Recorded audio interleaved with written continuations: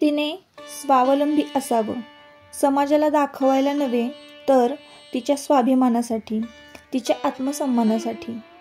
चूल मूल बाईला कधीच चुकलं नाही आणि ते चुकणारही नाही. त्यात वावगंही नाही, कारण ममत्व हे तिचं भूषण आहे आणि पाककला हे तिचं कौशल्य. पण त्या पलीकडे सुद्धा तिचं अस्तित्व आहे हे तिनं विसरता कामा नये. हो, ती स्वतः सावित्री होती. तिने शिक्षण घरी बसण्यासाठी नव्हे तर स्वतःला उभं करण्यासाठी घेतले. कारण तिला कळालं, शिक्षण म्हणजे अक्षर ओळख नाही तर निर्णय क्षमता, आत्मविश्वास आणि विचारांची ताकद आहे. स्त्री केवळ घराचं केंद्र नाही तर ती संपूर्ण विश्व आहे, जी देणं, जपणं आणि उभं राहणं तिनेही जाणते. स्वावलंबी स्त्री कुठल्याही परिस्थितीवर मात करू शकते, अगदी कुठल्याही. कारण ती जेव्हा स्वतःवर विश्वास ठेवते तेव्हा ती स्वतः जगणं घडवते.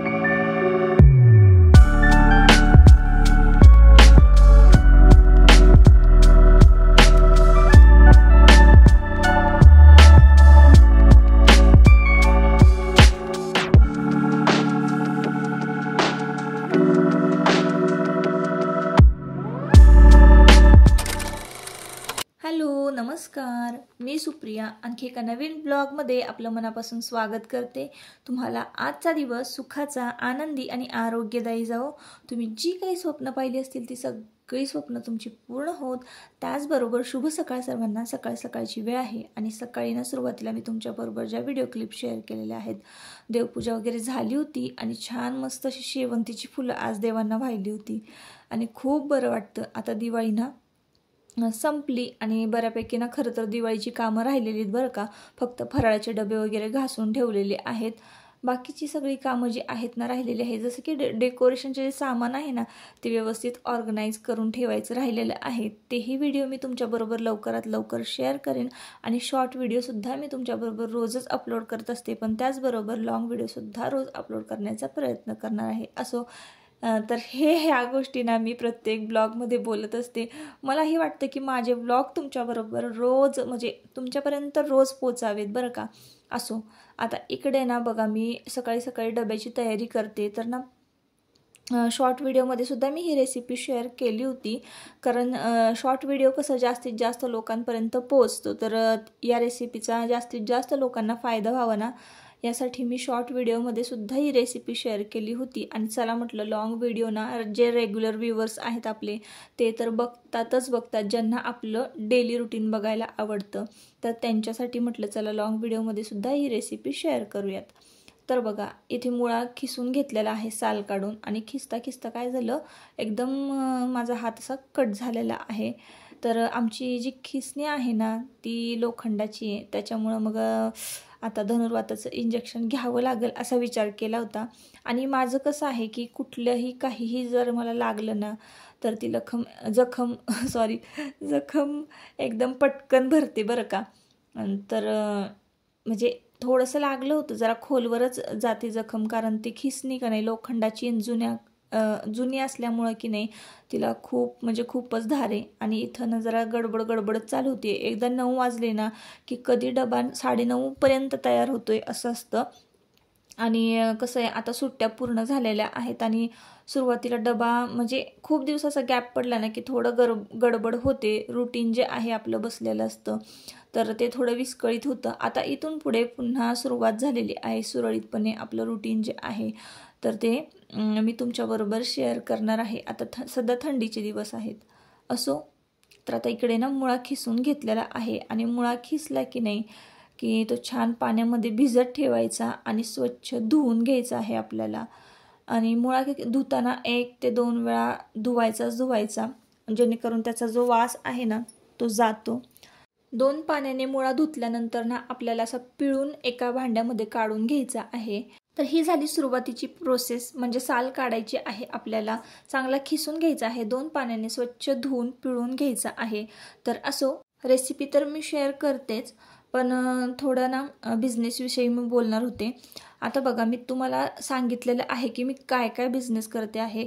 म्हणजे कापडी खण जे आहे ना, तोरण कापडी खणांचं, ते सुद्धा मी आता बनवायला सुरुवात केलेली आहे. चौरंगाचं आसन, महालक्ष्मीचे वस्त्र, हे मी तुम्हाला नेक्स्ट व्हिडिओमध्ये दाखवेन. आणि थोडक्यात म्हणजे आता ना मी कुरवडीविषयी बोलते. शॉर्ट व्हिडिओमध्ये ना मी दाखवलेलं आहे की कुरवडी कशी फुलते, आपली कुठल्या क्वालिटीची आहे, कशी आहे. तर हेच मी तुम्हाला या ब्लॉगमध्ये सुद्धा दाखवणार आहे. तर बघा, आता मी ना मुळ्याला तेल घेतलेलं होतं, तर चला म्हटलं कुरवडीही तळूया. कुरवडी तुम्ही बघताय ना केवढीशी आहे, तुम्हाला दिसत असेल. आणि कढईमध्ये टाकल्या ती एवढी छान फुलते की नाही. ज्यांना कुरवडी ऑर्डर करायची आहे माझ्याकडून बिनधास्त करा. आणि काही जण म्हणजे मला असे मेसेजसुद्धा आलेले आहे व्हॉट्सअपवर की ताई थोडी प्राईस जास्त आहे किंवा. तर मी तुम्हाला एक विचारते, तुम्ही जी कुरवडी खाताय ती प्युअर गव्हाची असणार आहे, कुठल्याही प्रकारचा त्यामध्ये रवा मिक्स केलेला नाही आहे. आणि खपली गहू हा कुरवडीला वापरला जातो. खपली गहू थोडा महाग असतो, 50 रुपये 60 रुपये केजीनी खपली गहू येतो. 40 रुपये 45 रुपये प्रत्येकाकडं रेट वेगवेगळे असतात.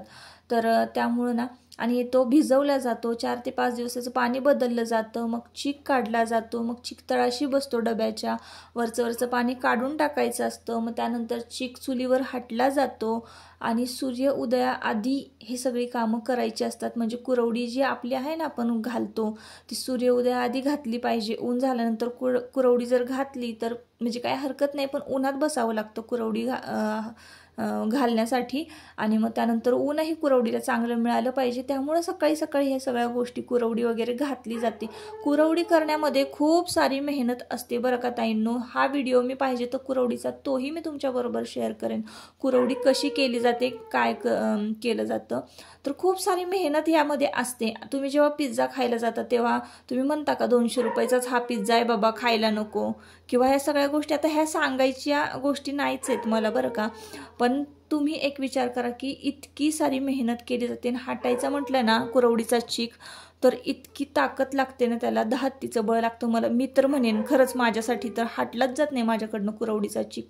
इतकं कष्ट त्या आजी घेतात, तर त्या कष्टाचा थोडा तरी मोबदला त्यांना मिळायला पाहिजे की नाही, असं मला वाटतं. आता तुम्ही जर म्हणाल की 250 रुपयाला द्या कुरवडी, 250 रुपयाला, तर 50 रुपये गव्हाचे वजा केले तर फक्त 200 रुपये राहत आहेत त्यांच्या हातामध्ये. आणि 200 रुपयात जर कुरवडी खणखणीत वाळवून तुमच्यापर्यंत पोचवायची म्हटलं, कसं परवडणार त्या आजींना ना?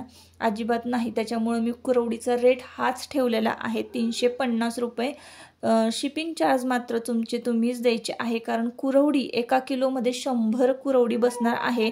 कुरवडीची क्वालिटी तुम्ही व्हिडिओमध्ये पाहिले असाल. जेव्हा कुरवडी तुमच्यापर्यंत पोहोचेल ना ताईंनो, तेव्हा तुम्ही म्हणाल की खरंच कुरवडी 1 नंबर, तोंडात टाकल्या विरघळते.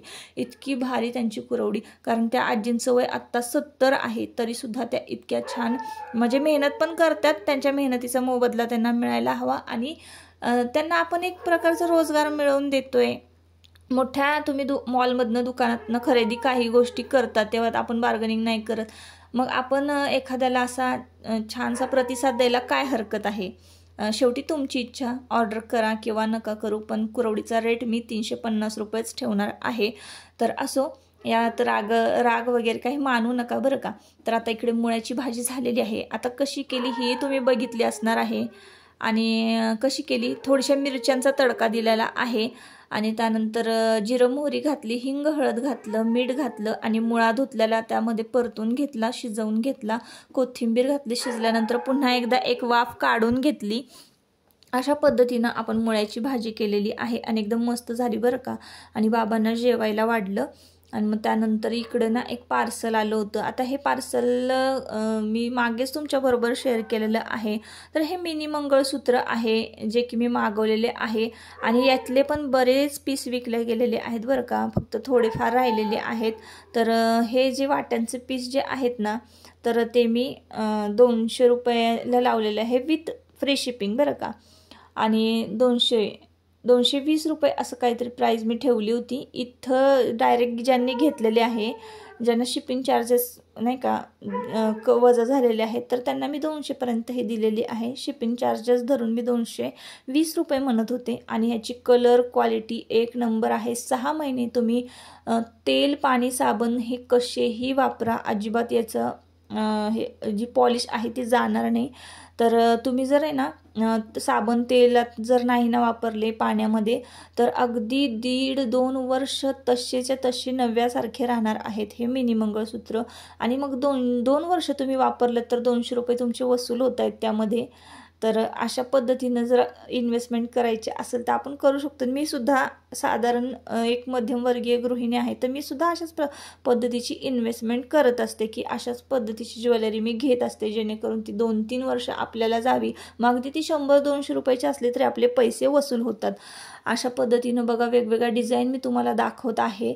आणि पॅन्डनच्या आहेत काही. आणि जे मणी दिसत आहेत तुम्हाला ना, ते क्रिस्टलचे मणी आहेत, असे साधे पण मणी नाही आहेत की असे साधे सिंपल असतात ना प्लॅस्टिकचे वगैरे, तसं नाही.